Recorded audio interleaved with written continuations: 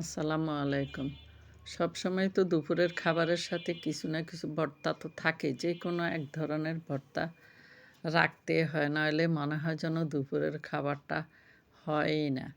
তা একদিন এক ধরনের করি শিম দিয়ে বা আলু দিয়ে আলাদা, আলাদা করে ভর্তা করি। আজকে ভাবলাম যে সব আমি একসঙ্গে করব। শিম, আলু, ডিম একসাথে সিদ্ধ করে ফেললাম। তারপরে পেঁয়াজ, কাঁচামরিচ কুচে তেলের মধ্যে হালকা একটু তেলে দিয়ে পেঁয়াজ কাঁচামরিচ ভেজে নিব। আর এই যে দেখুন শিম, আলু, ডিম সব হাত দিয়ে ম্যাশ করে নিলাম। তারপরে তেলের মধ্যে একটু লবণ দিয়ে ভেজে নেব, বেশিক্ষণ ভাজতে হবে না। আর একটু ধনিয়া পাতা কুচি দিয়ে দিলাম। হয়ে গেছে আমার এই ভর্তাটা। অন্যান্য দুপুরের খাবারের সাথে এই ভর্তা অনেক মজা।